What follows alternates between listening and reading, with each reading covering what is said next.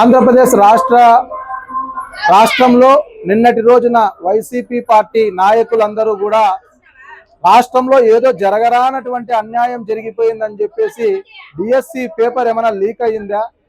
ఏం లీక్ కాలేదు. ఆన్లైన్లో పరీక్షలు నిర్వహించి 16,000 మందికి పైగా డిఎస్సి ఫలితాలలో ఉత్తీర్ణత సాధించి ప్రభుత్వ బడులలో పాఠాలు చెప్పే టీచర్లుగా వెళ్తుంటే అది ఓర్వలేనటువంటి వైసీపీ నాయకులు నిన్న బహిరంగంగా ర్యాలీలు నిర్వహించి నారా లోకేష్ గారు విద్యాశాఖ మంత్రిగా రాజీనామా చేయాలనేటువంటి డిమాండ్ ఎంతవరకు సహేతుకం అని చెప్పేసి ఇవాళ మేము వైసీపీ పార్టీ అధినేత జగన్మోహన్ రెడ్డికి ప్రశ్నిస్తున్నాం.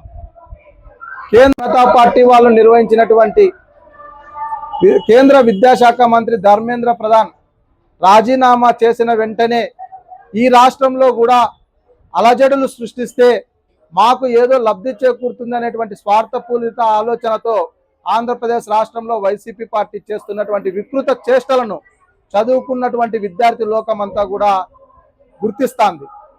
నిన్నటి రోజున మాట్లాడుతున్నటువంటి ర్యాలీలలో మాట్లాడుతున్నటువంటి నాయకులు అక్కడ డిఎస్సి రాసినటువంటి విద్యార్థులు ఎవరు కూడా లేరు.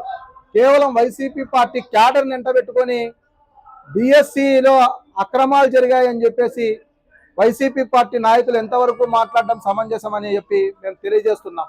ఇలాంటి చౌకబారు ఆధారాలు లేనటువంటి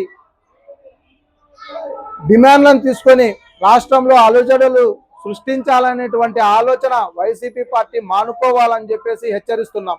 లేని పక్షంలో కూటమి ప్రభుత్వం ఖచ్చితంగా మీకు తగిన రీతిలో బుద్ధి చెప్తుందని చెప్పేసి వైసీపీ పార్టీ శ్రేణులను హెచ్చరించడం జరుగుతుంది.